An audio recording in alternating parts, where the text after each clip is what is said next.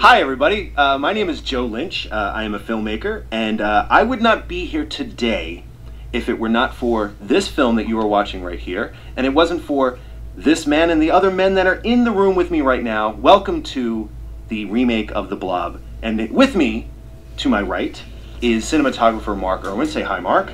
Good evening, everybody. Welcome to The Blob. We're already off to a great start. I already regret inviting That was Mark. my Blob voice. That's all I got. And next to Mark, we have makeup effects maestro, creature effects maestro, and all-around great guy, T.Gardner. Hello, everybody. And This we is like also have the dating game. Like I know. The really bad Door number episode. 3. and the man, the myth, the man who just dropped 2.5 hours of an interview that will probably be cut down to 11 minutes. I couldn't stop talking about myself. They had a million questions. And also the Blob itself, co-writer and director, C.Russell.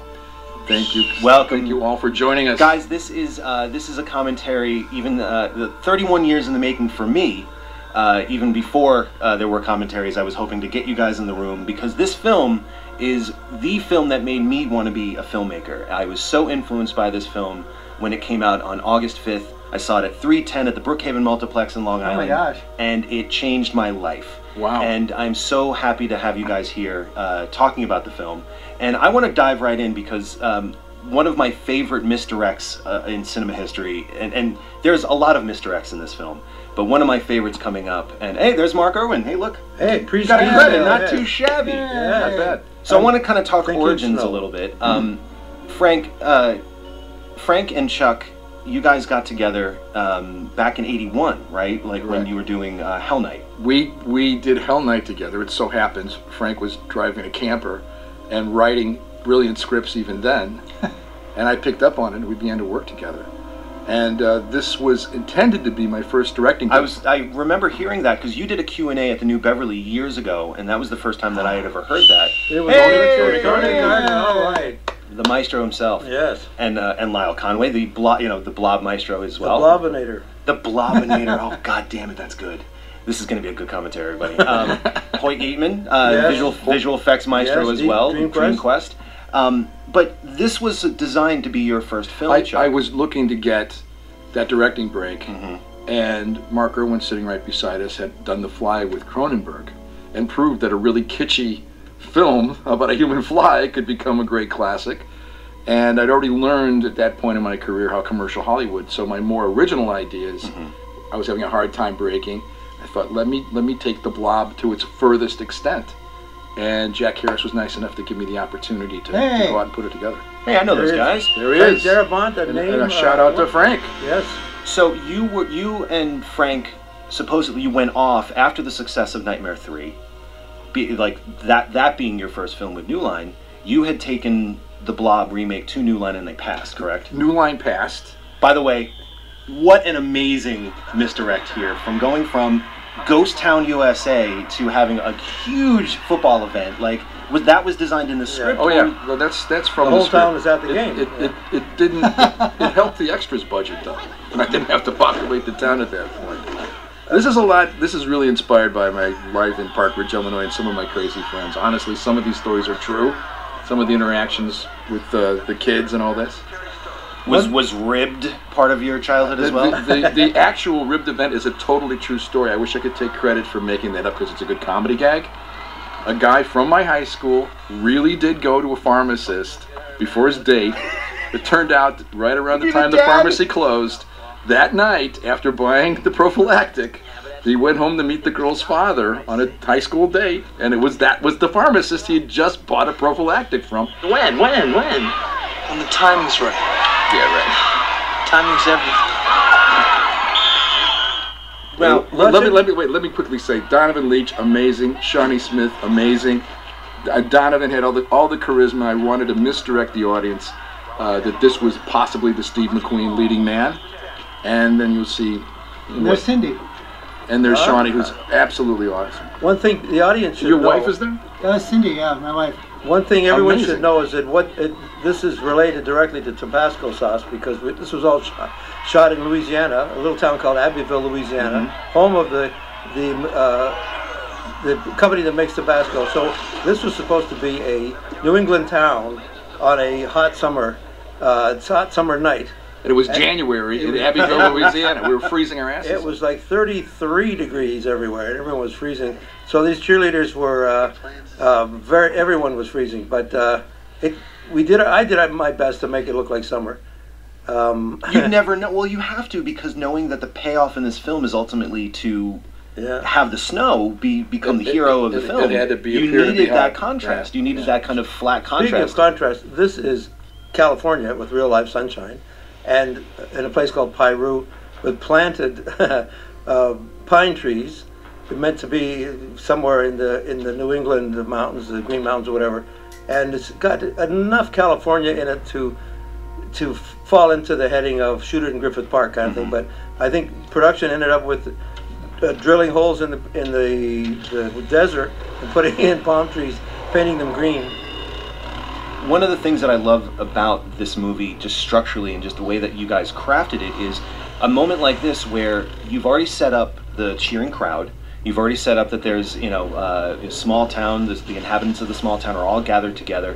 Then we're intercutting between that and Brian Flagg, who's going to be jumping this bridge, which is a nice setup for later on. Was that also installed in the script, that there would be this intercutting back and forth? There's a number of structural things I'd already learned at this point that Frank and I were able to incorporate and have fun with it at the same time. It's a horror film. It's really what I call action horror, adventure horror. Oh, absolutely. It's definitely adventure horror. It's save the girl, save the city, and honestly, Shawnee saves Kevin as much as he saves her, which is a little progressive for the 80s. You were working with casting director Joanna Ray, correct, who does all of David Lynch's movies and everything. I mean, her eye for talent, especially young talent, is second to none, especially back then. She's great. When you were casting the film, you were saying before how Donovan was such a great archetype for the hero, only to subvert that later on, kill him off, and then now we're left with Mulletron 2000 with Kevin Dillon. It was very purposeful on my part, trying to emulate what Hitchcock did in Psycho, which is Janet Leigh's dead at the end of the first act. How did that go over with the studio, though? We were very. This was treated like an independent film, and honestly, the release was also treated like an independent film, which is unfortunate. TriStar was changing hands, and I was very disappointed with the kind of non-opening. Yeah. But the fans have supported it, and the audience has grown for this picture over the years. Well, that's the thing too. Speaking of which, if you look back, when you talk to any horror fan, if you go to any horror convention or go on any horror blog or on Twitter or whatever, and there's always like, what are the top 3 horror remakes from the 80s? This is now always in the top 3. Oh, that's you have awesome. The Thing, you have The Fly, and you have The Blob. Wow. And I agree with you. Back when it came out, August 5th, 1988, because I was there. I was the guy. That was me. But I remember when that theater played the film and how well it played in the theater for me. I thought, as a naive kid, I'm like, number one film of the weekend. It played great for audiences. It literally had a big changing of the guard at TriStar. And it's traditional in Hollywood. The old guard is ignored. The new guard wants to put the energy into their films. And I was looking at what looked like a real estate ad for The Blob. You could hardly tell what it was. Now, Candy Clark and Jeffrey DeMunn, charm galore. The unfortunate romance that it was never meant to be, but the seeds are planted so well here, so that by the time we get to the telephone booth later on, it's heartbreaking. Jeffrey obviously went on to work with Frank many times in the future. Was this the first time that he was kind of interacting with Jeffrey? Joanna must have brought him to me. He has such a charisma and such a solid kind of countryman vibe. He was just a cop in The Hitcher a year or two earlier, so it was like the perfect person for that. You're right. And again, it was a bit of a misdirect where I wanted you to assume he'd saved the day. And the phone booth scene, which is coming up, is one of the best combinations of miniature and full-scale effects I have ever done. Watch it in slow motion. It still works. It's amazing. Yeah. I remember when we had done a commentary last year when you came by for our podcast. We did a 48-hour marathon, and you came by for The Mask. I think we got more information about The Blob than we did for The Mask. Well, there was no pressure. If there's too much pressure on The Mask, I talk about The Blob. Yeah. We'll start talking about Jim Carrey. If you guys are here for Mask trivia, you've come to the right place, because we'll probably get that in about an hour. Another thing that I really admired about what you had done was the small town paradigm, which I think in the 80s was becoming very akin to, like, say, Stephen King. There's a wonderful, kind of flatness to a lot of the beginning of the film, so that by the time we get to night, it feels like you're allowing yourself to be more dynamic. Like especially when you get into the forest, when you have a lot of the kind of 5Ks blasting through the trees with all these very hard shadows. Were there any films or any inspirations for you for the first third of the film, because it has a very almost Norman Rockwell kind of feel? If anything, my outlook to horror films or thrillers is to make sure the audience sees everything in the first act, and not to make it dark and moody and creepy and scary. So because people can see in the dark, you can't scare them from that point on. If you show where everything is and then turn off the lights, then you can scare the audience as well. So you're doing aesthetic exposition. Yeah, exactly. Especially, we just established the bridge in daytime, and here's the tree, here's the thing, and here's the gully, and the can man, and now we're going to see him again at night, and now, we know who this is, but what's he got, what's in the smoke behind him? Oh, it's creepy, it's scary. So you're entering the same thing as an audience that the filmmaker wants to take you on. If you introduce the scary place in a normal scene as something already scary, then you can't scare anybody beyond that point. It's more of the same. Well, it's taking the thing that you've set up, even visually, and then once you see it shrouded in darkness, and it takes on a whole new look. Because you're right, the bridge scene has a whole different look and feel when you get to night, especially when you have explosions and fireworks and helicopters going over. It looks like the fucking Dirty Dozen and shit. That stunt, which is obviously coming up, is still remarkable to me. Yeah. That was all in camera. If that was done today, that's 17 different visual effects plates. Easily. And there's something about the real thing that makes that small stunt still. Maybe it's because I was there and I was on the edge of my damn seat. Yeah. Worried for, and the sun was coming up, and we gotta go. Worried for everybody. This was, by the way, kind of the first film I shot in Hollywood, in Griffith Park, in the classic "A Tree is a Tree, Shoot It" in Griffith Park. So all these things took place about a quarter mile from the 5 freeway. This was literally a golf course, gang. Yeah. We had a tree in a golf course. You can tell right there. And like where the Greens department showed up and where Chuck's going, not enough trees! They were very symmetrical trees. This was a thrill for me to move from Toronto to Hollywood and then be in this classic milieu of, Shooter in Griffith Park. This is Griffith Park, oh my God. And that was the great Billy Beck. Billy Beck, the can man. So this is the slice of... this is the true story, gang. From Park Ridge, Illinois. It really happened to a friend of mine. I'd be proud if it was me, but it was a famous story in our high school that this happened. Whatever happened after that? Could he be in the sequel? He was 12. The real guy is now, 12 kids later? Yeah, exactly. One of the things that... Wait, may I say, Ricky Paul Golden, the swagger this kid has is true to him, undirectable. Yeah. The worst misogynistic character you could have come up with, but he still made it lovable. Yeah. That's what's so and plus the Van Halen guitar glasses was a nice touch, I must say, by the costume department. And then, of course, Del Close, the formidable Del Close, who was, I didn't know this until recently, I forgot he was in Beware the Blob. How are you? He was? Yeah. I still don't know it. Yeah. There you go. Like, he had a small part in Beware the Blob, and obviously, if anybody's a fan of Second City, would know that Del Close was one of the godfathers of comedy. I got a fake ID in Chicago just to see Second City. Really? Yeah, I had to get it to be 21. And I would come in, I was blown away by comedy improv, and he was one of the great coaches of comedy. Not one, but what's great about this role is not who you'd expect to play the, Bible-thumping preacher in a small town. I heard a story about how he became involved. Do you remember at all? Like Tell me. He was unavailable originally, and then it was like a commercial or something like that fell through, and then all of a sudden it was like, oh shit, I need a gig. Yeah. So and then that's how he showed up. Was it when you were casting with Joanna? Was it something that like she offered? Like who came up with the idea? I don't know who, but the two people I loved were him and the guy from Eraserhead, who's so wonderful. Oh, Jack Nance. Yeah, Jack who's Nance. coming up as a doctor. Honestly, I wanted to do this hometown homespun thing. Mm-hmm. On the other hand, I wanted it to be a little unpredictable. And both of these actors bring something eerie to the performance. You really don't know where they're going to take it. But there's the thing that I think works about this movie in terms of the casting, very much like a Coen Brothers movie, is everyone's got amazingly interesting faces. Art LaFleur, for example. Billy Beck, Shawnee. I mean, I remember when this movie came out, Shawnee was on fire because I think within the same kind of year she had this and Who's Harry Crumb. And I was just like, who is this? Shawnee, she was my crush for at least a good 3 years. Shawnee came out of readings. She was always the best. She had a lot of heart. She had a lot of guts. I knew I had to have her with the AK at the end of the movie. So for a young gal, she pulled it off. Oh, she pulled it off brilliantly. Now we're getting into some of Tony's favorite moments of the movie, or possibly least favorite moments if you're having any knee-jerk reactions off of set. Now, the Blob was, at least by this point, I remember when Fango started doing like, what, 7 or 8 articles about this movie, getting people excited about the film, which was, I was definitely one of them. You know, one of the common jokes about the original Blob was, oh, here comes the grape jelly coming out of the strawberry jam, here it comes after us. That's pretty grody looking right there. How did you guys come up with what ended up becoming, because I remember reading about stories of like silk bags filled with methicil, right? Where did the design come from for the Blob?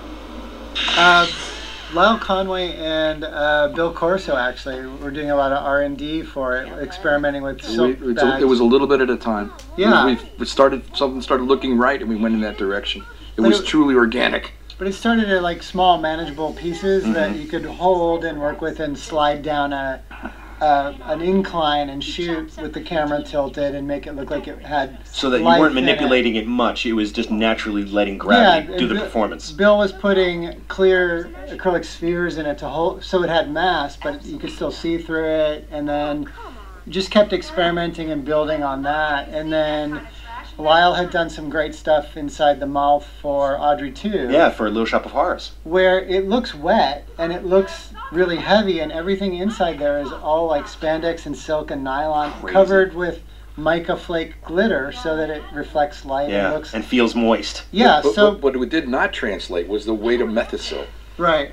Which made it heavier than water. Oh, really? And that's what slowed us down during the R&D. Interesting. You could do only a certain number of reverse gags, which are easy because its Blob will roll downhill. But how do you manipulate it? Yeah. So everyone rose to the occasion, particularly Tony and his team, and Bill Corso. And we were, and Mark, honestly, was a shot at a time, making it work. Oh, yeah. We figured it out, literally, like, what works best for this shot. Thank God everything was storyboarded, because you knew what it had to do for at least that one particular shot. Yeah. And it would be a different methodology for each thing. And if you're revealing something on the ceiling, like a body hanging, it's got to be lightweight. It can't really be methicil, or it's going to pull the ceiling down. So we'd sculpt everything and then coat it all with urethane and just add methicil as a surface dressing. And we had foam tentacles and stuff like that. Yeah. Other times where we wanted to take advantage of the translucency, thank God Chuck had the foresight at the very beginning to say, okay, Donovan being attacked by the Blob is literally the first time you see it, and it needs to be the best it can be. And it is. And it is fantastic. And he said, let's shoot that last so we can take everything that we've learned and put it into that money shot. And put it all there and make that first time you see it amazing, because whatever you show it and establish it doing right off the bat, from there on out you're gonna have everybody in the palm of your hand. Yeah. And he was right. But there's a lot of miniature stuff in there because the stuff is so unwieldy. Well, like we did a miniature of Shawnee and everybody Donovan. ended up having to do a little bit of everything. It would suck. I feel bad that we're like all these great anecdotes, and we were remiss to talk about the representation of the 12-year-old audience, where you had Eddie and Kevin. When I saw the movie, that was me. I get it. I was those two 12-year-old kids. We traumatized you. Well, look, when you're growing up in the 80s, or just growing up as a kid, and cinema is kind of giving you life lessons. Back in the day, kids didn't die, dogs didn't die, and you broke one of those at least. I remember killing any dogs. I didn't kill. Not in this one, But still, like when you're watching a movie as you're a 12-year-old kid, kids were a safe space. And like between the Blob and Maximum Overdrive killing kids off. There goes sometimes good work. Great. That was terrifying. So like having that representation, setting those kids up back then was a perfect way to pull the rug out from under you. Can we just give props to Kevin Dillon for a second? We can give props to him all day long. He did a fantastic job. He was perfect casting. Was he offer only, or did he come in and read? Oh gosh, I don't remember. I think he did read for me. I don't remember. Was there something about it, like, because I don't remember him? He's truly not the typical even anti-hero. No. He was legitimately reminding me of a kid in my high school who was always in trouble. Very much so. So between him and Shawnee being such a great cheerleader type, and Donovan being the classic potential romantic lead, where we're going in the next few minutes in this film came as a good shock, I think, to the audience. But it's a good dynamic too, because later when we get to the hospital and everyone's in the waiting room, there's a world where I would watch the movie with the three of them. Yeah, that's all right. the way through to the end. Yeah. Because there was that wonderful, almost love triangle dynamic. And Kevin's character had not been developed that much at this point in the film. So him having to kind of take over as a lead and him being reluctant and the level of his performance, I think helped it be a scary movie. You didn't know if you can't trust this character. Because, look, you did, like you were saying before, you created a rule for the audience to know, well, if the high school hunk, who's for all intents and purposes, the hero of the movie, is going to get killed, and you're killing kids off, then anybody can die. And there's a maniac at the wheel. That's the message for the audience. Well, the other message is that the blob was organic enough to keep growing. It wasn't just a threat. It got bigger and bigger and bigger. Yeah, the threat was so much that if this movie kept going, it's going to eat the world. Yeah. You know? Look, this is the weird resonant thing that I think is kind of universal, which is it's evil, but it also is nature, and nature doesn't care. A mudslide doesn't care what a good guy you are or how much you love your kids. If it's coming down the hill, that's it. Well, one of the things that's like a great parallel from this movie to, say, something like Stephen King is, and Frank's obvious connection with Stephen King is, I remember watching this going, this feels like The Stand. And by the way, Frank already had a connection with King and King's style. He had done a short film with Stephen. And, Brian Flagg, like, obviously the name Flagg immediately, sparked images from The Stand. That was random. Really? Yeah, it's random. I swear to God, I thought that was intentional. It was random because I came up with that. It was. We never talked about Stephen, to be honest. Not that I didn't know Frank had done a short film by. That's so interesting because, like, spoiler alert. If you're watching this now, God, I hate that conversation when someone says, "If you're watching this movie now, you shouldn't be turn off the commentary." May I just say that watch what happens now in the next few minutes, because it's all of our best work. Mark's best work, Tony's best work, our best work. And Dillon was really terrified. Donovan rather was really terrified because the sheet of blob going over his face gives you a feeling of being suffocated. It was safe, but it's not. You can't do a long take. That stuff being pulled up over his face that's really his face being stretched. Yeah. That is not Tony's effect yet. In the first moments. That stuff being shoved up his nose and being pulled back. He was such a good sport. We had an air tank in there for him. Yeah. And he was game for all there were safeties, but it's still a little bit probably like being waterboarded. Yeah. It's a waterboarding visual effect. But it did elicit the shot that's in the movie, in the trailer, of Shawnee seeing him for the first time and being affected by that, right? And I also kept her off the set until that moment. So that's the classic thing you need to do as a director when you can, which is don't let the actress watch while you're rigging all this stuff. And it was terrifying looking, for real. What really worked best here for me was that, in terms of directing, everything was neutralized. The audience feels like, oh, this is calm. Yeah, everything's fluorescent. Filling out forms. What could There's go no wrong? shadows. There's no contrast. So that's, for me, as a lighting cameraman, I want to make sure that is there. But to get into this room and then introduce shadows, the threat, basically. My other problem was that I had a pink blob. It was pretty, had the option to be pretty, so I wanted to make it gooey and well, it looked like cultured fat.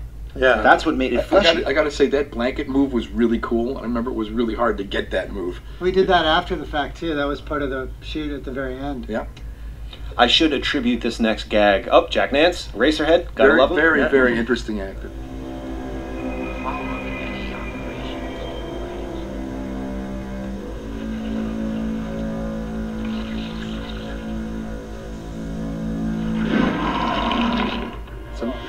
Some great work by Tony. That's the real guy's head. No, it's real, but it's still him. all the but additions, all the goiter the attachments. pumping and the gooey. Was that a Steadicam shot of that spinning was, around? Because I don't remember there being a lot of Steadicam shots in the film. It does have a very particular style to it. I'm not a Steadicam guy. This was one of the reasons I... Really? Well, because it's a lot of swim. You can see this, the horizon. But I love it. Swimming everywhere. I love what happened here. A hand injury? This reveal was ruined in Fango, but it didn't matter because it's the smoke that makes it. It's that steam that rises up. What was ruined about it in Fango? That was the shot, and you're sitting there Give going it like, away. I want to gave it away. Oh, but gave it in away. Fango, that was the money shot. That ruined me from eating macaroni and cheese for 2 weeks. I'm not lying. Wow. It looks like mac and cheese with a little ketchup on it. Nope, no thanks. Oh God, this moment is so great. So this is the same office that the doctor was in, and I was trying to make it moodier, even though it's a hospital in business. You know, it's not haunted and shut down. But now he's all alone and slowly getting things darker and darker. But she's still in this cocoon of everything's okay. What's going on? And This is not my favorite Matt, though. no. It's But not. this is the classic holy Yeah. shit shot, and you have to have one. So the shot, almost like Donovan's POV shot coming up here, This is the alien shot. is that a miniature coming up here? There's a miniature. The blanket of Blob. Looking straight up's a miniature. Yeah. Yeah. And this is acid, literally acid on a styrofoam countertop. Now that was a rule. Like, who came up with the rules of the Blob? By the way, the use of no score in this is masterful because when the reveal hits and the sting happens, You need to. There it is. There it is going up over his face. that shot. There's a makeup on him, but all that stretching is the real face. But yeah, there's a whole rig that he's in that's rolling across Yeah, the floor. the Look at and that. everything, yeah. When she's running up to him, she looks That's a like miniature. Miniature. Yeah. Miniature. But when she ran up to grab his arm, she looked like she was waiting for someone to say cut. That's part of the miniature, that last face, right, Tony? That was the full-size one. And Oh, then yeah. there was a miniature as well for the over the windowsill, but we never cut back to it. We shot it, but we never needed it. So that last melting face was full size. Full size. I always admired that. That was amazing. great work. And Mike Smithson did an amazing job as the hand on the floor. He's got his hand up through It's a the hole. it's the vibration But that's it's- making The it old- work. the old It's a the guy old- the with old his hand trembling through the hand. floor. It works. The old trembling hand. And there's Melty Guy. I'm sure Paul does not appreciate being called melting guy. Well, He prefers to be put Why is he folded called into half Why are guy you calling him melting guy? from RoboCop. because RoboCop, we were all like 24 That's years how we met old, his end, and yeah. we knew him as the Melty Guy from RoboCop. He was the badass Emil. Yeah, It's Paul McCrane. yeah, he was He was amazing. the wonderful, irritating second cop who you didn't know whether to trust or not. Such a good sport too. So just to go back, Chuck, when you and Frank were, and possibly the rest of the team were coming up with the kind of dynamics of the Blob and the rules of the Blob, who came up with those? Like the acid for whatever I think was dripping off. we all kind of It was- riffed off it was- the it- script. The script had many of these details. Yeah. The ones that didn't work, we didn't do, and the ones that did work, we played into. Was there a style guide that like Jack Harris had? Like, you can do this, you can't do that. no. No, but there was there's quotes in Fangoria where Certainly we. horrible quotes like me saying it's an inside-out vampire stomach, but I remember that. trying to say it's acidic and it's like a stomach lining, Mm-hmm. but it's on the exterior and it dissolves things and melts them towards the interior like an organ, and that's paraphrased into some stupid comment. But the idea was there was an acid that would break things down, turn flesh into translucent material. Mhm. It wouldn't kill hair or metal. or fingernails or metal because that stuff's already not It would organic. only oxidize metal. Yeah. I know this. I'll tell you later. Yeah. I wrote a script for the Blob 2 when I was 12. Oh my god. Wow. Yes. Yeah. We'll get to that later. But we had our own rules to follow in order to make cohesive sense out of the way that it grew and then what it actually did to bodies. And we actually had dead bodies that were full-size water tank puppets that didn't get shot because the tank cracked. Good going, Mark. Um, You missed out on those awesome I bodies. know, I wanted but to. it was like translucent skeletons. It was like it was Dr. Meadows and another body floating by. Oh wow. And they were all strung out, it's sort of like their skeletons were gooey, but they were translucent and transparent. They're like glass. Do you have any pictures of those? Yeah, Oh, dude, Yeah. I'm coming over to your studio. I got to see those. we've got a lot of old video too that maybe we could pull out and share. These are all. Oh, we have to. I gotta say, these are all storyboards. You know? Now, I firmly believe that if anyone saw the poster for It Follows, there was the poster of It Follows where it's the shot of the side shot of the car, right? That's the shot from the Blob. It's right there. You're right. Erica Laniak, who Playboy Playmate, great role, great moment here. Not a scene that would probably make it past script phase now. No, wait. He is punished. It's the Blob. It's the Blob. He's punished. Yeah, absolutely. This guy's a bad guy. He's about to get his just desserts. Yet he's still charming to the end. I don't know what it is. There's something because about the him. actor is charming. Yeah, and he's great. It was tough to find somebody who had this kind of level of likability while he does something absolutely nasty. And he has a Fred name tag, so he can't go on. Well, I always wondered about that shirt because who did the Joe Porro? I'll admit that of all the effects, this is not the one that worked out the best. Same here. Yeah, her collapsing face, you mean? The collapsing face. We had better plans. With the tendrils coming out and everything? Well, the tendrils were okay, but it wasn't what I'd hoped for, while other sequences were far better than I could have imagined. So I'm not a big fan of the exact collapsing face moment. The tentacles It doesn't but then collapse the gravity gag works great with the Blob going up the window afterwards. Yeah. Oh, yeah. And the reverse gag with the tentacles has a lot of aggression. You know, you think it's going to come out slippery and no, it's really true. nails them. But the first beat didn't quite go the way I'd hoped. But this quickly turns into a cautionary tale for any misogynist out there. Yes. Who came up with the idea for this particular kill though? Was it something that was like Joe, Frank, and I wrote the whole thing. I storyboarded all of it. So it's not like a third party. You know, these are all inspired by things that were going on in high school. Yeah, but like you were just saying, like there's 4 to 5 different uses. By the way, you're right. The tentacles were very good right there. Yeah, those were good. That was great. So yeah, so now you're looking at a sideways car and a gravity gag. What do you mean by gravity gag? When the Blob comes up over him a couple of shots ago was a very good example of a gravity gag. We had the card sideways, Blob stuff poured up. I was just going to ask that is pure liquid Blob, full scale in a gravity gag, and it worked very well in that case. It didn't always work out that way. Were there other times that you used the gravity gag and it didn't work out? Like in the truck at the end or something? I can't tell you exactly what shot, but again, the guys are sitting right here, and one of the reasons I'm glad they both came is I would turn around to Tony, I would turn around to Mark and go, okay, that didn't work, what might work? Yeah. We have another half an hour. Brainwave. And then there's the great Art LaFleur. Art LaFleur, one of the best character actors out there. So great. Ace Ventura is amazing in that, but not as good as he is in The Blob.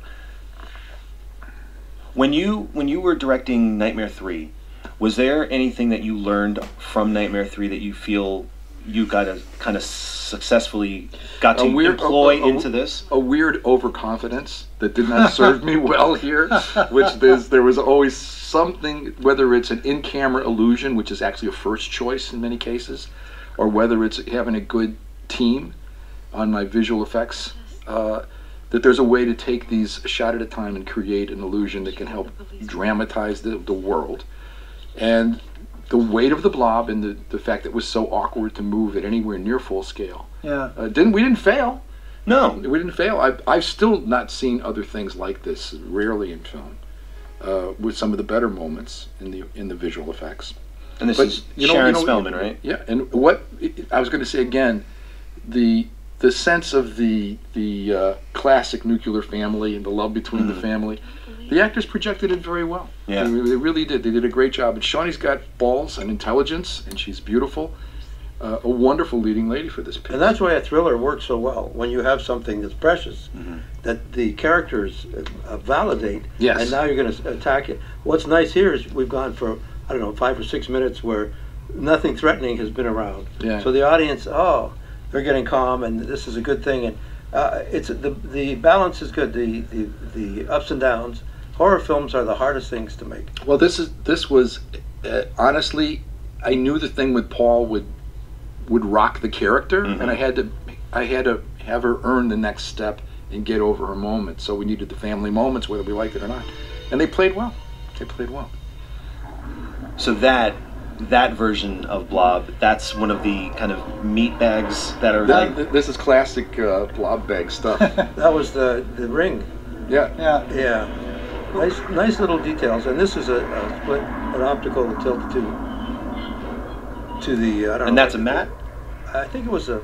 That's a model. matte paint. That's a matte painting. I don't think that's a model. It's not the most successful matte painting in the shop, by the way. But the tilt up was tying in beautifully. Was that one of those old school mattes where they're on glass? I believe so. Yeah. I think it's just a painting. I told you everything. I'm getting tired. By the way, this is the famous lick where Kevin believably licks the love it. cop face. I love it. And that's the thing. He's such a wild card that there's times in the movie that you think he could just leave. He's like, peace out. I'm on my triumph. I'm gonna McQueen my ass out of here. He commits at a certain point, but we're still in that zone where you don't know whether he's a bad guy or a good guy. But that's the thing. It makes the film itself dangerous because you can't trust anyone in the film or the filmmakers. And look how cool DeMunn is in this sequence. He's the last guy you can trust in this movie who's around. And then the phone booth scene happens. Yeah. Well, there's that little tick behind him that I get off at 11, and we're waiting for him to. Yeah. And he's a victim of the more blobular thing, so it's great. I remember having a conversation with another fan of this film, and he said that this film feels more like an ensemble. That because you're not hanging your hat on any particular name. Yeah. This doesn't have a marquee name. No offense to anybody, No, but it's true. That's my favorite thing to It do. doesn't have Steve McQueen character. It bounces around a lot. We made it actually scary by killing the Steve McQueen character off early. And while there's a risk to that, I know that's how you make things scary. I was sure it would be. This could, it's the Blob. It can be a little too silly. You have to be careful. And one of the reasons I was bold about who gets killed when is if it's not scary, it's going to be a big joke. So we had to balance the humor that's character-based, I think naturalistic humor, with real scares. And I remember you said way back when too that you have a killer without a face. Yeah. So you have nothing to cut to. So how do you tell the story? Yeah. Without a reaction from that. There are universal things like disease that grows. There's something that's kept the concept of the Blob alive for all these years and made the first one terrific. It is evil, and there is such a thing in nature, and they don't give a shit who you are. Right. And you have to outwit that. How many days did you guys have to shoot this? Not a lot. Because I remember reading, wasn't this shot in January of '88 and it was released in August of '88? I couldn't tell you. That's January for sure. That's a pretty crazy these guys were turnaround. eating ice cubes to keep their breath from reading, and I couldn't backlight them. Oh, I remember this was a nightmare. Yeah. We were trying every trick that's urban. They're really urban legends. I don't know if the ice cube in the mouth works. It does work. It does work. It totally works. We did do that here then. We tried that. Speaking of miniature, by the way, the street outside this set is all scaled of the town itself. There's no backdrops. There's little miniature storefronts that are 1/4 scale. What? You could see them better in the day scene, but now, anyway, just an aside for people watching. That's insane. I've seen this movie a million times, and I feel like you can, especially now, like you were saying before, Chuck, about seeing a mat, and maybe we were more forgiving back then than we are now with the technology that's there. But how miniatures can still trick the eye. And they're better for lighting. A good miniature's amazing. Because it literally has depth, even though it's smaller. It's just scale. And this was in a warehouse in Castaic. It's in California, but it's in this small town as far as the story's concerned. I remember when the first trailer came out of this, and I specifically remember shots of this scene, or later on when the Blob kind of unleashes itself, that were in the trailer but didn't make the actual film. I think chairs are flying up and everything. It was like great little sting moments. The chair bit didn't work that well. It's one of the gags that is a little more straightforward, but it happens here where you always try to find ways to track the Blob without seeing the Blob. And how you use the grass in the previous scene. Similar. And so there is a chair gag you're about to see, I think, coming up. But it was only okay. The chairs just moved around a little. They weren't quite what I had in mind. But at that point, TriStar was already making trailers, so it's not like they were worried about anything that made the final cut. There was not a lot of communication between me and anybody doing marketing. Yeah, the advertising department doesn't listen to filmmakers. They just get some juicy shots, cut them together. Yeah. And what follows later, that's not up to them. Another fun anecdote that no one but my mom will enjoy. I agreed to go see the play in Broadway around this time, right before the movie came out, because if you remember, or they still do it in LA, they put posters everywhere, right? They're just 10, 20 posters all up on a construction site. I specifically went to the city so that I could go and tear down a Blob poster. Wow. And this was the Blob poster. This wasn't the video Blob poster where it was the Donovan Leitch character coming towards the screen. It was that one where it was the shadow. Yeah. And that fucking scared me for weeks. Wow. And unfortunately, we weren't successful because they used really good glue. So I had like about a third of the poster, which I had to put up still. But that was a great poster, though. I love that poster. It was cool. Very cool The because poster, it gives you that everything poster was but nothing. cool. That poster was cool. We actually finished this May 26th, and it came out August. Yeah. Wow. That turnaround is nuts. Yeah. And you had 2 editors on the film, right? That's why I don't remember Post. They were asking me, or they did an interview with me. They asked me about Post. It's funny. I barely remember Post. It's because we were still shooting Blob bits, Yeah. Right. second and third unit. Well, you were back here, right? While I was editing. It was crazy. Because you worked with Terry again from Nightmare 3, Yeah. right? And then you had another additional. What, if you don't mind my asking, what was the use of an additional editor just for expedience? Yes, we were shooting and editing and doing everything after. Yeah, it's a summer movie, so you didn't want to bring it out in October. Miss the market. It's so, okay. yeah. It's exciting. Dessert? Oh, Frank. That sandwich busted. On the house. Last 2 pieces. Eat up or I chuck it in the garbage. Thanks. Trust me. From the reaction I still see in audiences to some of this stuff, this easily could have been a bigger hit upon release, but I still consider it a hit because it's quite well known.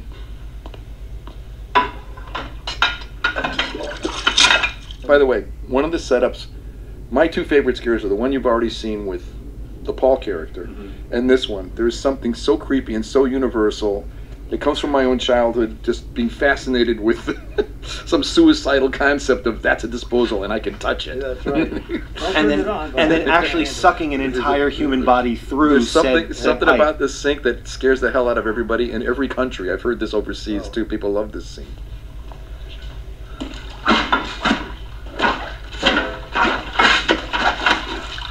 So we know the Blob is somewhere in the waterworks.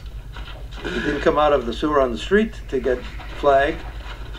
But it's such a great setup, and if anything, here's a character that we just introduced 30 seconds He ago did a or good whatever. job too. Craig did But a fantastic job.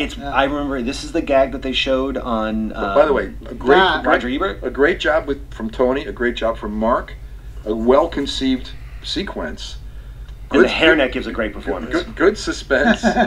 This is a big deal to me. But the music just came in now when his hand went down the drain. Yeah. And it's just So a Michael, nice build. give credit. Great cut there too. Give credit to Michael. that was the first gag there. Another one. That's for real, wasn't it? And this, I don't know how they did that. That's a balloon head. Oh, he With real hands, right, on each side. This shot of all the limbs hanging together. Oh. I remember when Siskel and Ebert showed it, and that was one of the shots they showed. I'm like, oh, I'm in. We call that the spin and barf because it's a real guy's arm. By the way, the most straight legs. ridiculous idea I've ever thought of is a pipe shoe? that swells like that. I don't know. It didn't quite work, but the kinetics of this worked very well. This is great. That's kind of call back to the original Blob where it was massive in scale. And then the tentacles were just that much better. And the matte paintings, the fast Blob when it's large scale like this didn't look at that. This is one of those films that you wish that we had all the elements of it so that you could do a true fix up, because think about those matte shots we just saw where you could feel the scratches in the grain because of the times. And Optical printers are a thing of the past now. No one's doing those kind of effects. It's all digital. But it gives there's a quality to it though that makes it feel scary. I see it as heroic. I mean, the fact that we pulled this off, really, I see it as heroic from every department. What I always wondered, was this a set? Yes. So was this on a soundstage? Yeah. So it was a warehouse, but it was. All right. So watch this now, folks. This is just so interesting. Yeah. I have to narrate this a little bit. So full scale set, right? But when Jeffrey DeMunn, in one of Tony's better moments with the makeup prop effects, comes floating up. It's well set up in that you want these two to get together, but not this way. It's not what we anticipated. Yeah. She's trying to call the guy to save her, and he ends up as Blob bait on her phone booth. Then Eric Allard did this crazy thing. I didn't think it would work. It was a phone booth about 3 feet tall with a articulated doll in it of Candy Clark. It looked bad, but given that we were shooting it from direct overhead, we actually shot Blob stuff from air mortars on 3 or 4 sides of that. We had 2 takes. That's where it was projected. This is classic because it's inside a plexi. It's holding it together and just sliding it down. It looks like meat. It looks like fat. You know, and that's what makes it scary. This is where the concept did work of the Blob prom dresses. Yeah. Now the way this thing floats up, there's a lot of takes and a lot of luck and a wonderful design by Tony. But a great claustrophobic setup. We switched to a water tank for that shot. This one. When the head goes through. Yeah. And it's me standing in water up to my waist with a head and shoulders puppet in front of me. And have mechanics in There it. it is. Oh, yeah, great, that's dude. great. Yeah, because it's one of the few moments that feels like you're underwater. Look at that face, Tony. Fantastic job. Blue Lives This Matter. is ferocious. Mark did a great job. Now watch this from above. It is a scale doll. We also did it full size though. We did a full size Candy Clark too.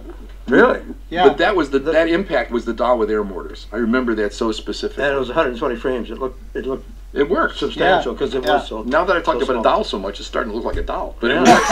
In the cut of the film. Yeah, but if you didn't know, like, that, it's so ferocious and so violent, and knowing the power of the Blob at that moment, you go, flesh is nothing to this thing. It's going to tear you apart. For a film shot this long ago, I gotta say, certain sequences, and that's one of them, I don't know how we do it much better. Franny!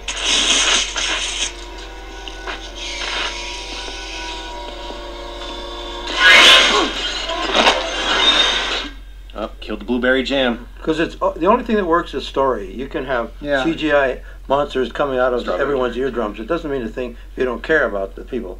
That's true. We saw this restaurant with kids in the daylight, and now it's dark, and now it's even darker.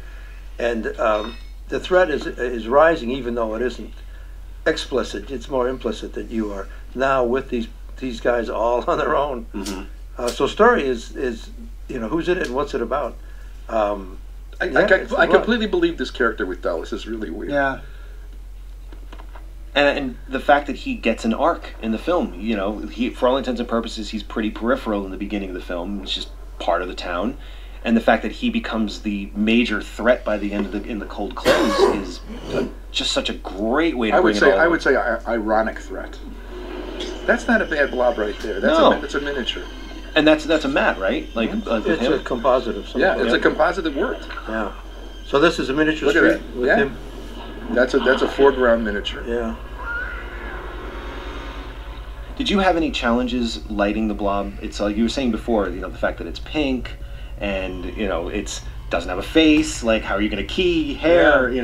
Well, it was kind of like a tumor that undulated. So you could make it. The pink was actually blood. I could reconcile that. What happened when it got on the ground at night? I couldn't get light behind it. So the organic shape of it was just all surface, and then it became a pink blob against the dark pavement. And I was trying to keep it more alive and threatening, but it comes and goes. If I was going to do another Blob, I would try to still feature physical effects, but enhance it with CGI. Yeah. And do things like a lot of Tony's translucent skeletons and things inside it all the time, rolling around. Marking with the movement that there was, reminding us that they're human beings and what's left of them in there. Couldn't do that at the time. And anyone who watches this movie now who's never seen it, I think you're going to feel more of a threat knowing that it's on set, it's being lit, it's with the actors, as opposed to seeing so many movies where physical effects are usually a little bit scarier. I've seen wonderful CGI designs that were meant to be horror films, but you end up saying, well, that's a wonderful CGI creature there. It's just gorgeous. Right. There's something about adding the physical effect that just makes it creepy. Now that was what, rock salt that was dyed purple, right? Those were I think those were just plastic. Yeah, crystal. Right. Yeah. Was it real crystal though? Was it plastic crystals? They were cast resin. That's what I looked at. Yeah. And we added a twinkle. I think that's the only CGI in the Yeah. film. That is actually a CGI twinkle. I was desperate to see if CGI would work. It wasn't ready. So this was That's all you got. That's all I got. So I did have a CGI team, and they did the twinkle on frozen Blob here and at the very end of the movie. Oh, right, when it's the... When he holds up the sheet. hand. Yeah. That's it. That's all they could do. It's so funny to see a Volkswagen like that's what someone would drive around 32 years ago. Well, it was meant to be her old car. No, I mean that's the first car I ever had. A '68 Volkswagen. It's the first car I ever had, too. Yeah. And this is back in Griffith Park, and we went to every corner. This was You shot out Griffith Park. Oh Oh, yeah. The Back to the Future 2, yeah, to the tunnel and everything. That same road. So everyone goes there. You know. Since probably silent films, Yeah. Griffith Park has been the cheap go-to location. Yeah. If you ever want to see a little bit of all the movies you've ever seen, visit Griffith Walk Park. through it's a museum of previous shoots. It kind of is. Yeah. I did the big tribal camp in Scorpion King In Griffith Park? In Griffith Park. The same place we shot Dreamscape, Bronson Canyon. That was Oh my gosh. Everyone shoots at Bronson Canyon. Everyone shoots it. Yeah, You can and see it's graffiti just a on gravel the wall. pit. It's mandatory. So it's up to guys like Mark and myself and Tony to make it look like something special each time. But we know it's been shot a million times, so we go in wondering, what am I going to do tonight to make it look special? Yeah. My thing with the Hollywood effects guys, who really had a chip on their shoulder, they had these giant smoke machines. I was just going to ask about this because smoke is practically a character in the night scenes. But they wouldn't. They just did it all their own way with these giant machines. And I said, why don't you use a smoke tube, which is what we used in Canada. We still use, which is Yeah, we actually smoked 12-inch up. We tube. smoked up a huge area to do this. And then Yeah. you shot. And then You But mean this deal, that atmosphere worked. smoke. This shot. yeah, smoke, that's a real helicopter.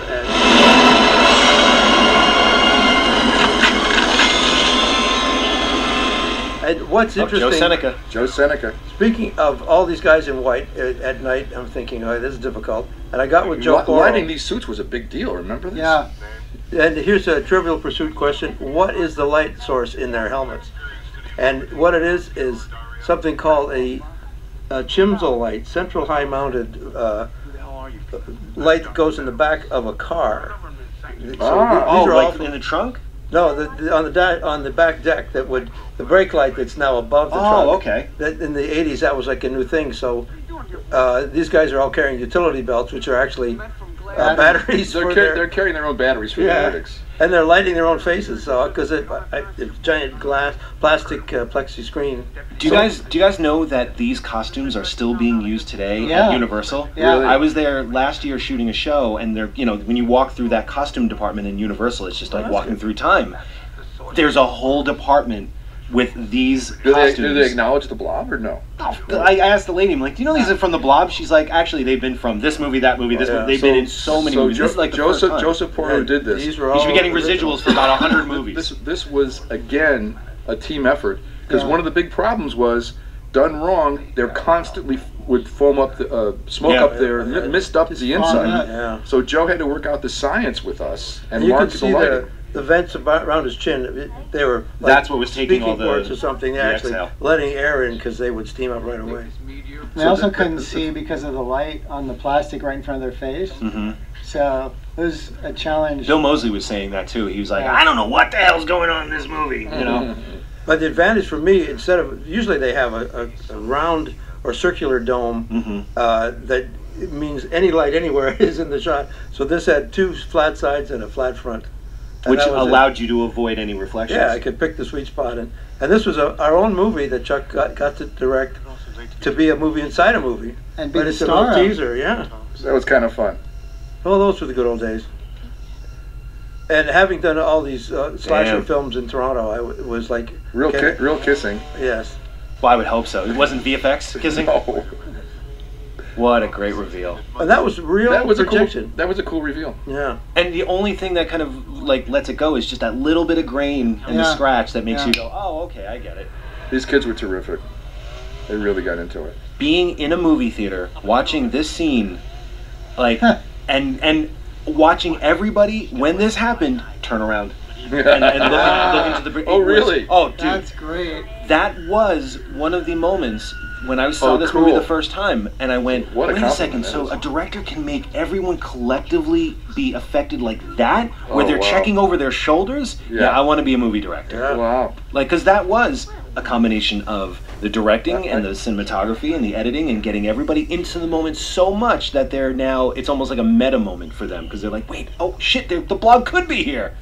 There's another wonderful character. Oh, man.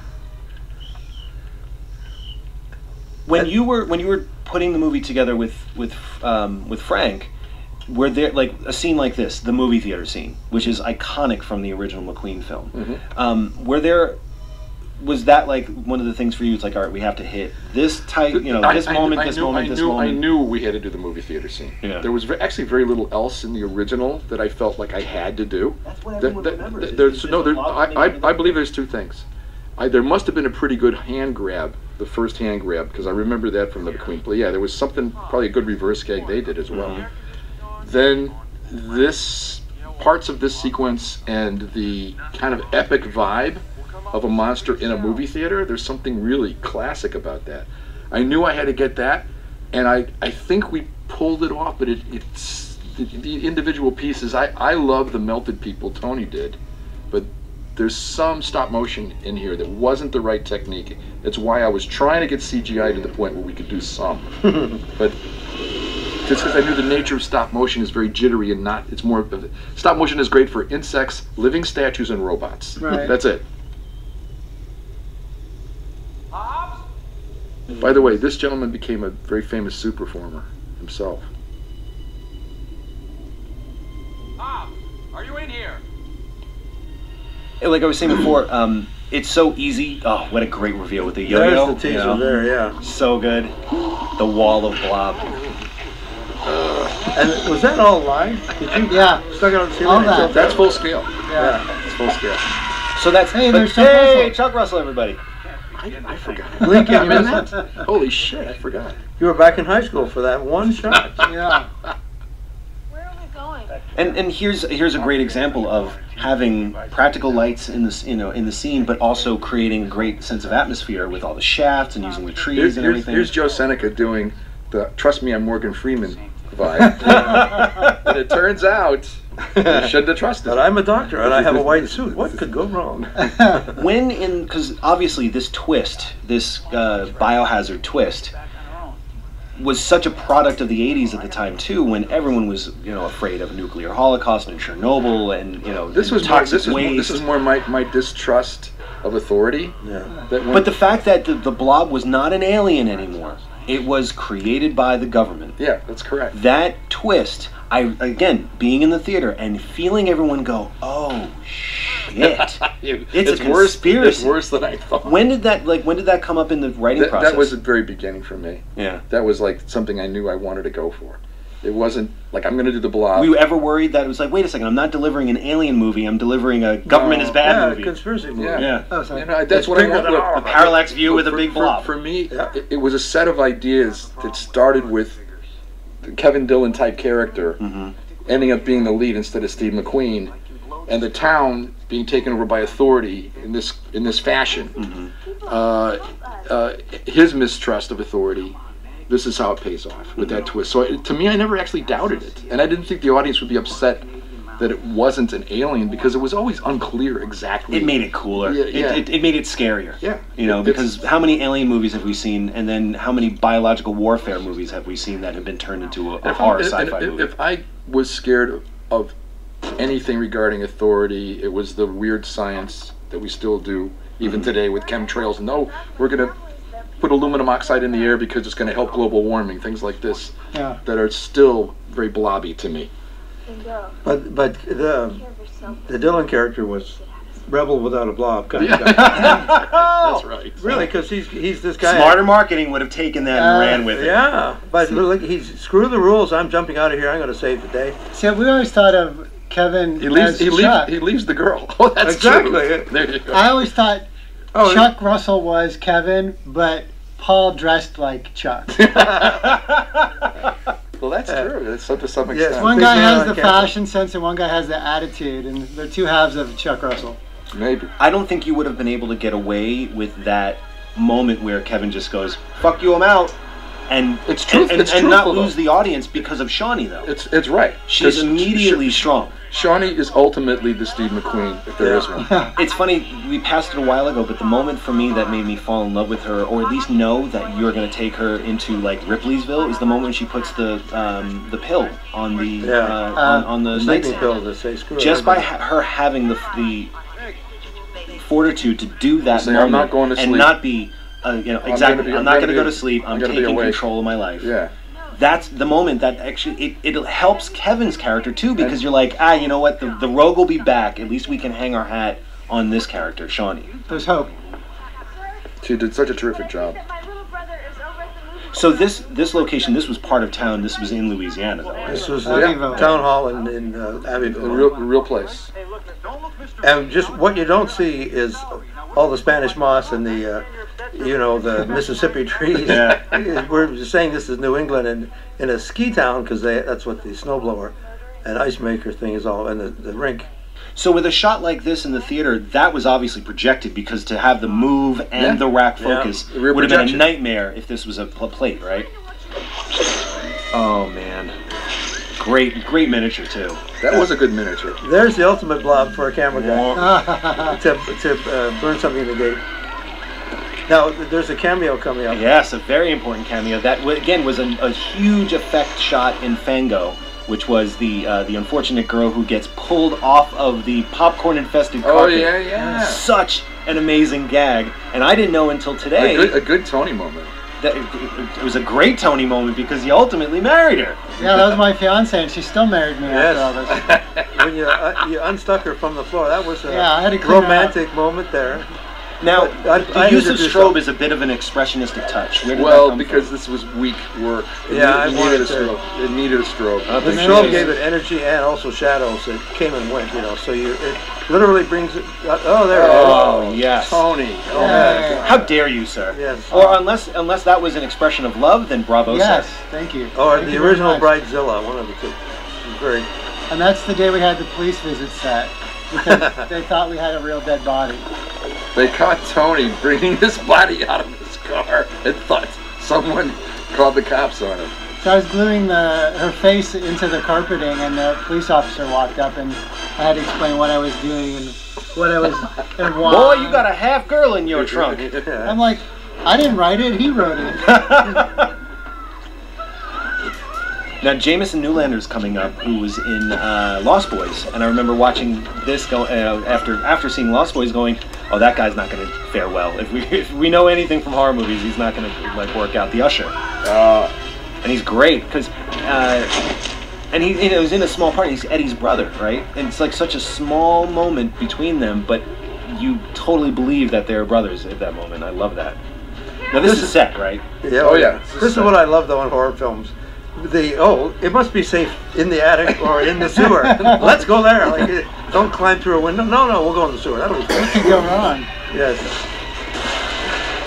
So implied and explicit threat. This was as a cameraman, wondering where does the light come from inside a sewer? Yeah, no, I was going to say this next sequence, one of Jameson. our most ambitious set, our most ambitious lighting job. Yeah. That's actually pretty cool. That Oh, particular it was all great. And the catacombs are more interesting. A big kind of cesspit, whatever this is, a giant pool. Also, kudos to whoever in the sound Look at design that, look at that. decided to put That's- nunchuck sounds for the tendrils coming down. That's totally nunchuck sounds. I love that. We had fun with this. Oh, Craig Stern did an amazing job with all those Yeah. Sets. sluices and whatever the It was a big, complicated Oh. set in a warehouse by Magic Mountain, California. Yeah. And it held 4 feet of water. And we all lost weight. If you want to lose weight, shoot for about 4 days in about 3 or 4 feet of water wearing waders, and you sweat it off. It's amazing. You had waders. I had a wetsuit. I was in that with Bobby Porter. Was the water temperature controlled? No. The first person to say it too. No. Absolutely not. But it also wasn't filtered, so it started Nice shot. growing its Look, own- very nice Okay, shot, well, Mark. Yeah. I always like that shot. This is my fave. When it comes out of the Yeah, because the way that it's designed, we're going, yeah, of course, it's the meteorite. And Jesus Christ. Yeah, this was the close encounter. Goddamn Reagan. Yeah. Yes. And the sound is so great. How long did you have for the sound design, knowing that, like, obviously you guys didn't have I remember having fun with the sound design, but I was in kind of a crazy state of mind. It was at that like, point. TikTok, we got to get this movie out. Yeah. But like what Mark was saying before, the sound design on the Blob itself, it's an integral part of the character. Absolutely. Doing sound design for this and The Mask were the two most challenging, but when you got it right, the whole thing jumps off the screen. You don't even have to debate. Suddenly the right sound is there. You're inventive, and it pops. It's remarkable.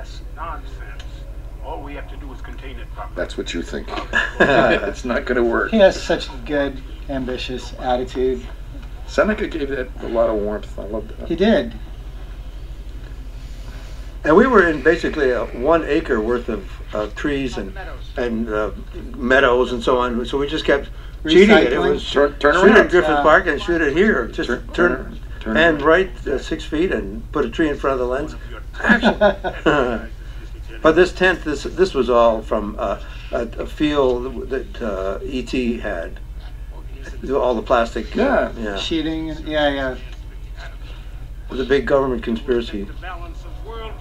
So about 3 years ago, I got to direct a music video for my favorite band, Faith No More. There's a point to this, trust me. And we cast all these older actors to play the band, because the band was in Brazil, and they're like, you can do a video for us, we'd love it, but you cast us. I'm like, all right. So we came up with this idea where it's a bunch of old guys in an old age home as them rocking out to their new song. So we kind of randomly cast these elderly, actors, these golden age actors, and one of the actors shows up, and I'm like, I know that face. It was I'm trying to remember his name now, but it was the guy that was just in the scene with Joe Seneca with the longer face. Yeah, it was him, and he was playing the bass player. Like, wait, what? That's They're cool. expendable. God damn! Now that is one of the best trailer moments that wasn't used in the trailer. Like, that line is so great. What I love is that everyone's running around with a white suit and a rebreather, and all the civilians don't have anything. But that's the way it would go down. That's what I love about it. We'll save ourselves, and you're just the taxpayer. That's the way. Believe me, that's happened somewhere in this America somewhere. But every night I would learn. We would shoot. This was 17 weeks of nights. I'd learn everything. The next day we'd see dailies and then drive through rush hour traffic. Kevin was pretty damn good with the bike. That's Kevin right here. It seemed like there was a lot of shots where that's not a stunt guy. He's really rocking that triangle. Kerry Hines, who was our coordinator, did an awesome job, and he's been for years the best bike guy in the business. And we just spent time in India with him training one of the Indian stars to ride a bike. Oh, he worked on it too. Wow. Yeah, he came along too. It was not anything like Kevin. He already knew it, or he picked it up, and he really looked convincing. He knew what he was doing on a lot of this. And we had a good double for death-defying stuff. Yeah. Let it that way. All right, oh, here's a stunt. This is a toe gag. No CGI, not even really regular visual effects. We just did this. This was a trifecta. Every element you see in the shot was in the shot. A bike, a truck, and a the bike, the truck, and the helicopter. And gunshots. Just a couple different camera angles, shit flying around. It was terrifying. How many cameras did you have on it? Like 3 or 4, I think. Not so many. Yeah. And let me tell you, when he landed, the double that did the landing, both tires blew out of the motorcycle. The kid was a circus bike performer, a young, strong guy, and he held the bike up with his upper body strength and his fucking feet. He was sliding along on his feet. He had no tires because they both exploded. The story point was that it was not supposed to wipe out. He was supposed to land. Yeah. And what actually I couldn't use in the cut was like even cooler than the stunts. Like, oh, holy shit, the tires blew out. And this is I'm the kid from Toronto looking at this, and this is the Franklin Canyon Reservoir above Beverly Hills. And at night, it's this creepy place, Yeah. I love having these slices of real estate turn into creepy places, and then Aaron Spelling's house is a quarter of a mile away. Well, it's some wonderful lighting, and some great work with the art department too. This gag worked out pretty well. I like the dynamics of this gag. where our heroes end up below, and the bad guys actually roll a truck over the manhole to keep them down there with the blob. We don't want to contaminate everything. However, you are expendable. You are expendable. Yeah. Do you guys remember what was the most challenging part, like for each of you, in making this film? Was there a particular like technical challenge, or was there a thematic challenge, possibly with the characters, like balancing? There were heroes? traditional challenges, getting performances at 3 a.m. when everyone's freezing. What was unique about the film was the blob itself. I at least knew there was a risk every day of not getting the day, which you can't have on this. Was not a big budget film. And safety, just safety, water work, people slipping. I'm very, very safety conscious. When I was a kid, I was running coffee for Stunts Unlimited and learned that craft. So, water, late nights, the elements. people hurt. People can get hurt. Yeah. So, from my point of view, it was Blob and the scale of some of these things, like the sets you're looking at now, were pretty large scale sets to light and work in.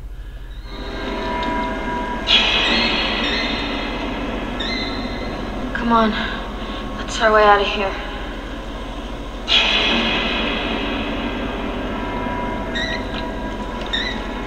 Watch out for the rat. What rat?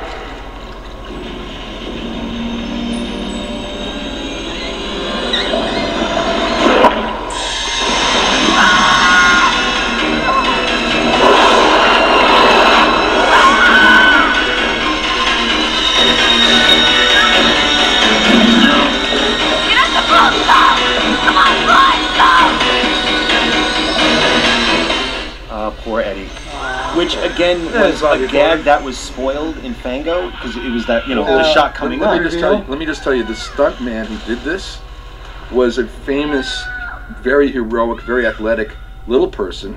Bobby Porter. Bobby Porter. Yeah, he was the go-to guy. Unbelievable. He did everything. I think he did Annie climbing the bridge in the Annie movie.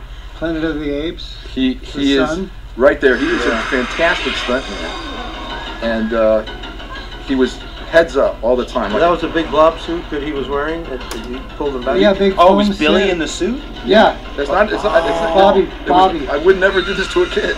So having looked at it so many times in Fango, it looked like the kid. I that's totally believe Tony's work and Bobby's work and all of our work together. The stunt team had him on a ratchet, and they actually pulled him under. Yeah. They had him tethered. Because you can see him go like bang back like that. It's actually a very daring gag. It's within stunt craft. Now, how did you engineer this globular thing? Is this that's a big miniature puppet. That's Mark Satrakian and his team doing a miniature animatronic that was dressed with the blob quilt. It's not really a hand. It might have been, but it was a. You mean the blob anus? It's a little anus. Yeah. There's actually a mechanical rig on a piston that came up and had like flower petals that closed. Yeah. And then they dressed that with the blob quilt. By the way, that's one of those nice basic illusions where he climbs out of a set and runs down a street that work really well. Yeah.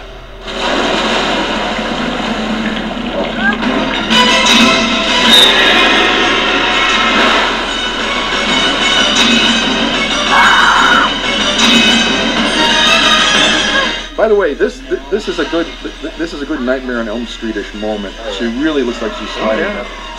It was tough for her to get up that thing, for real. A lot of the blob juice was made out of methicel. All of it, yeah. Unbelievably slippery. So it was easy for anyone to fall. Methicel is a thickening ingredient for milkshakes.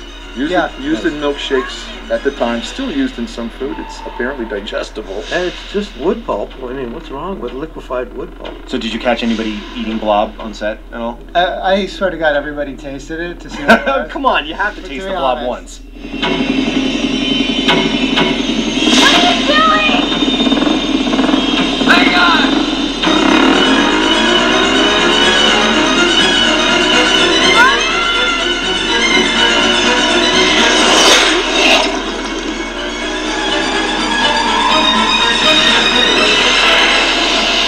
You all right?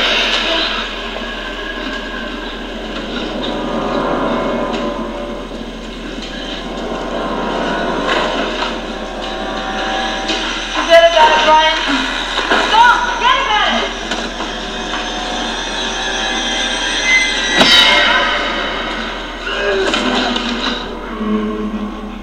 Bill Moseley. And we built a dummy of Shawnee, a lightweight dummy that's strapped to the back of them. You can kind of make it out. Oh, wow. She's kind of in a squinted position, holding it with her arms around his waist.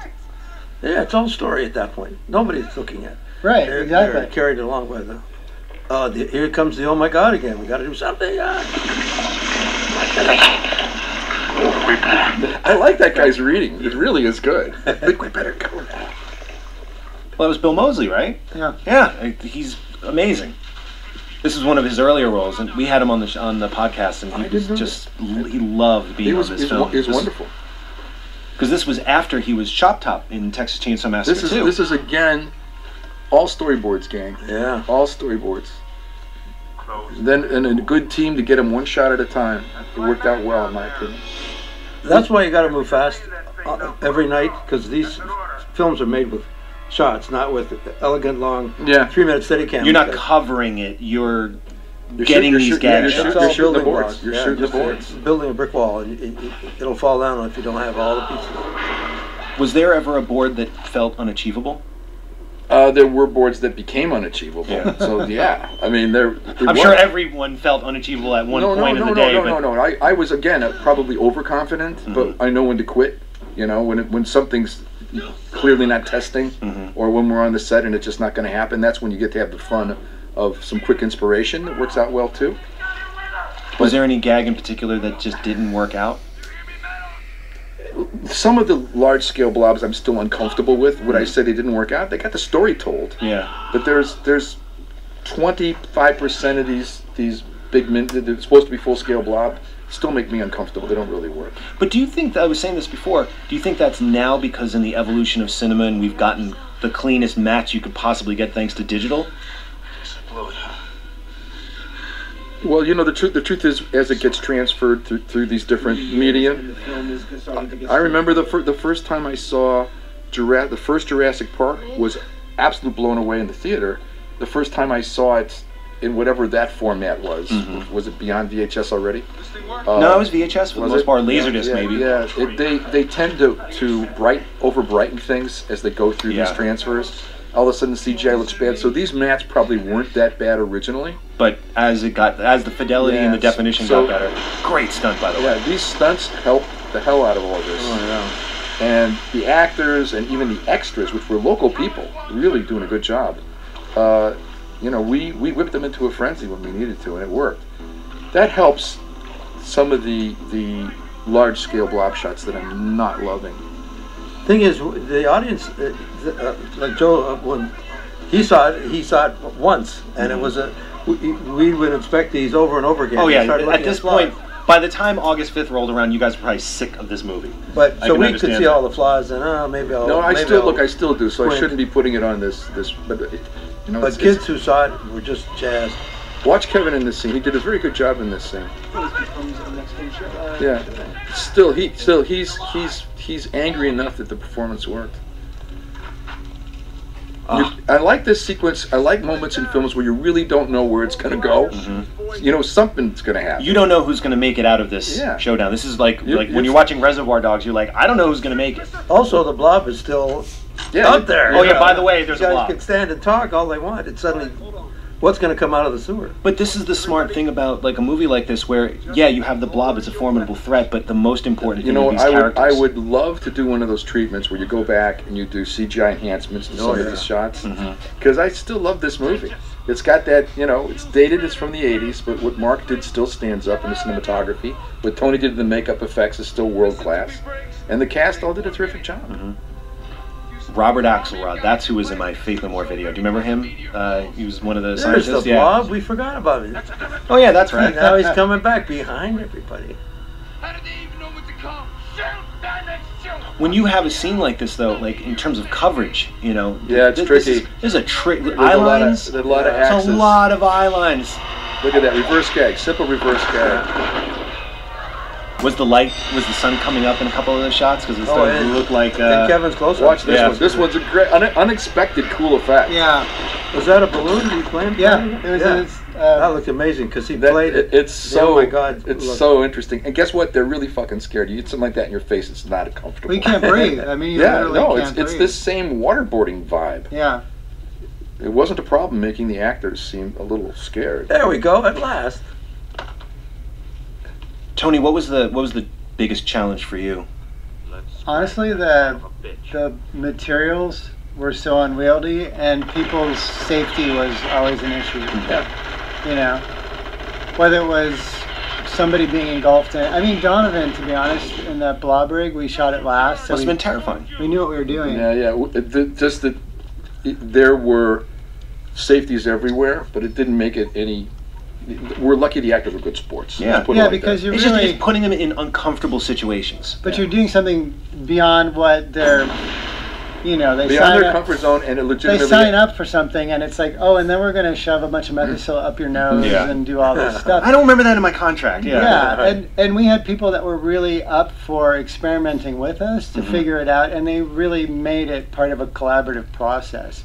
So it was really easy to communicate with them and lean on each other and be very upfront about, are you comfortable with this or not? And you know, we had puppets of Donovan as well, so we could mix and match or lean on one of those versus, you know, doing it actually with him.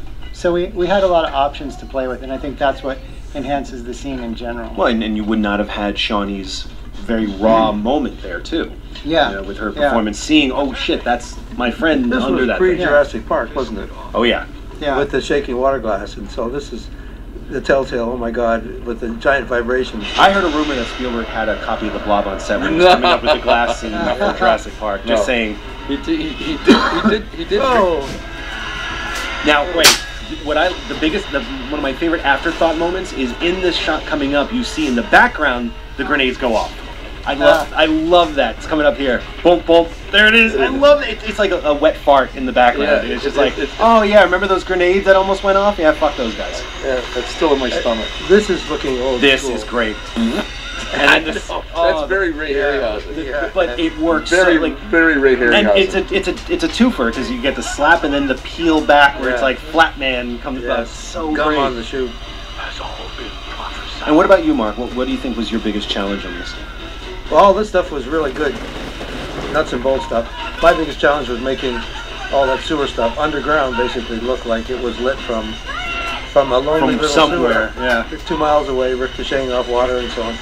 So it's like, where does the music come from when people kiss? You know, it's a movie. Yeah. So there's a certain license that you can take. Yeah, and an audience says, well, I don't want it to be totally dark. It's not radio.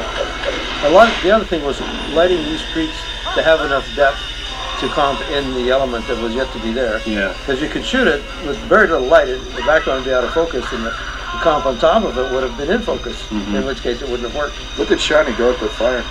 It wasn't easy on set. No, Penny is fearless at this point. You know, she's taken the reins and she's truly the hero of the film.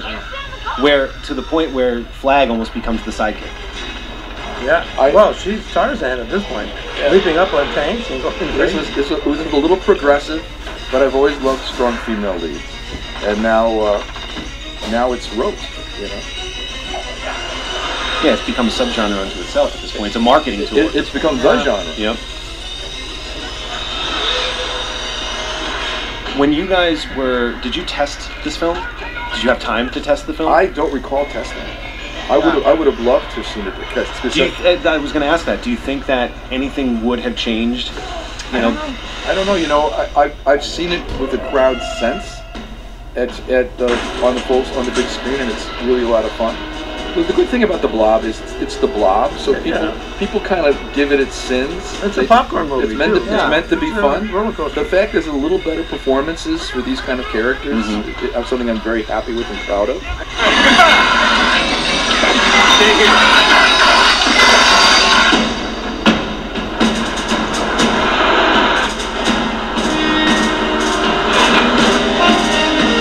But I mean, look at this. This is production value. Yeah. It isn't cheap stuff, even if it's just a B+. And I mean, Tony never let us down. This thing never went away. It's always activated. That was some of the better little blobations. This is my favorite. Oh Yeah, when the he old folds in folded, half. something that could happen that you don't expect. The falafel. It's like, but that, you leave going, I wonder if that's possible. I guess it Yes, is. it is. His feet are still kicking. I also think that was a great organic way of showing off the burn by having him have that little like internal moment of like it's all going to hell. And then, by the way, look at the happen. I know. It's a little overplayed, but hey. I feel like this This is is probably great. Michael. What do you think of that? What do you think of that miniature? That's not bad. That one was great. good. Yeah, So that was a comp. You can see the sun coming up there in the sky. A little blue. And weirdly, some of that looks organic too. It's angry. And this was all. It's a mixture of miniatures and live action. Yeah, and it works. Miniatures and live action. I think this is some of Michael Honing's best work in the movie. That was like at miniature this truck point, typical, you know, yeah. that percussion that Yeah. hits for when the truck comes out. It strengthens Shawnee's part too. No, he did a great job. Our composer. No shortage of cliffhangers to see. Everyone's on the edge of their seat. And this is really a miniature. This one kind of feels good. Yeah. This was the water tank that Look, never happened. We had the budget of Jurassic Park's lunch budget. Just so people know, you know, we really stretched our abilities. Yeah. Speaking of stretching, when the body gets pulled, I remember the groan the audience makes because, you know, you set the rules up that everything's going to kind of melt a little bit. And, oh, yeah. And this That was Noble Craig, right? Right, yeah. Who was a multiple amputee, right? Right. And it's one of those awesome war vet. like, Amazing guy. just one of those sleight of hand things that you go, how did they do that? And you go, Yeah. oh, well, of course. Yeah. And it makes sense. And having a real person in the moment, you go, yeah, kill me. Oh, it's so great. And you don't dwell on it. You just you move past it. Yeah. Another one of these breaking through the. Yeah. Glass That was mold. originally the water tank with all the bodies floating by. Oh, wow. by his windshield. Yeah, when it's upside down. Yeah. And I think it was such a nice touch to have that wonderful, like, I'm taking the camera, I'm going to bring it down low to show you her in all her Tarzanian glory, and having the spark in the background. Like, Oh yeah, we just went to town it just works. because now you know where everything is in the town, and now it's almost jet black. So we wanted to keep spicing it up instead of just making it dark. And so the energy of the actors is tried to juice that up as much as they could with lighting. There's so many moving parts in this whole town square scene. Chuck, when you were putting this together, did you ever worry about like geography? Because there's a lot of moving parts going on here. Again, I really got to say, I rely on storyboards. When I first came to California, I gate crashed Universal. Hitchcock was still working. Went into Hitchcock's office, said, "I'm here to see Mr. Hitchcock." Balls! And he was sitting. I could see him. He was working with a storyboard artist.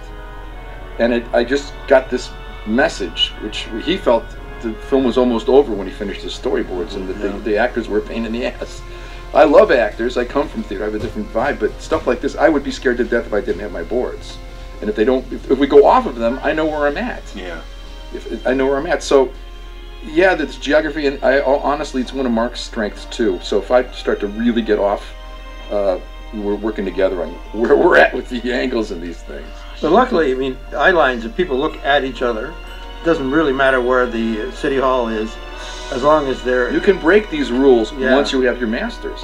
You don't really try to, but you shouldn't be scared to. But then you also run the risk when you have that master, having been through this myself, Yeah. you run the risk of just becoming coverage friendly instead of going I was an assistant, working dynamic. I was an assistant director briefly. I say briefly because it's the only time I was ever fired. They had to fire somebody on Bay City Blues, which was a brief baseball series. And the angles, getting the angles in that series made the director's brain explode. Yeah. And someone had to get fired because he wasn't getting his days. So it was the All comes down to those eye lines, man. it was Like, the those can system. drive to a get the director eye line. crazy. Is he going to look to the dugout? Is he going to look to the other cast members on third base and second base, and to the gal in the stands? And he's pitching to the. It's like you literally start covering every possible eye line in your screen. Yeah. Poker games and baseball games. Where was this scene shot? This was just up the road from the studio in Castaic, in California. Oh, this was a California unit? Yeah. Yeah. again, wonderful background folks in all these. Yeah. Nice work again. Nice work by Tony. Subtle work. Yeah. Yeah. But always perfectly set up though, with just that one shot where you go, oh, now I see where he kind of ended up. But did you guys have any plans or just anything in your head about a sequel? Sure, not detailed, because I really never respected that. Okay, we're doing a franchise and we're going to make 3, and this is number 1. We're going to call it Blob 1. It's up to the audience. You were in the you were in the studio going, I got a Blob cinematic universe ready to go. Easily. Only 3 decades to wait, kids. Yeah. Never grow up. So I wanted to make a hit film, but I wasn't sitting there sketching out the Game of Thrones arc for 7 sequels. So the 12-year-old kid who had seen this movie and was so inspired by Look at this. Great work by Tony. This is the standards for prosthetic effects. It's something real. Yeah. You can make creepy things from outer space, and okay, but if it looks real, It's all grainy. And this shot is crazy. It's sort of classic, though. Fake, because the fake hand, fake Yeah. hand. puppetry. with a mechanism up through the hand, which you can see under the jar if you look for it. yeah, between his fingers. So when you shot that plate though, was that was deliberately shot out of focus, or was that defocused in post? Well, we wanted to make it feel like a foreground focus. Mm-hmm. Yeah, so it was deliberately like, okay, we're going to make sure we're defocusing. I don't know whether we the did that in camera out of focus or did it in post out of focus. In theory, it should have pulled sharp on him, and as the thing came up, soft on him and sharp on the foreground, and then it would have sold. But you could see the grain in it. So I remember a rumor that there was a disclaimer at the end of this movie. Do you remember this? And it got cut out. What? Supposedly, there was a disclaimer at the end of the titles that said, "The Blob contains a purely fictional account of a group of ruthless and corrupt military agents. These characters do not represent the United States government and would be erroneous and unfair to suggest they do." If it's true, and I don't think it is. well, let's see. It's rolling right now. Oh, It could no, be it's there. definitely not on there Oh, now. not there now? No. The one time if neither it's one. true, if it's true, it's the new executives who weren't that thrilled with the movie apparently, And we're a little scared. and they probably thought it was. Listen, it was boldly perhaps a controversial-ish thing in the '80s. I don't know. Well, by putting the blame on the government, absolutely, But yeah, the vast majority of North American armed forces personnel have demonstrated the utmost moral sense, regard for civilian welfare, and worthiness of the public trust. Wow. All of that. Well, listen, I've got a big military family. Actually, my dad was quite a World War II hero.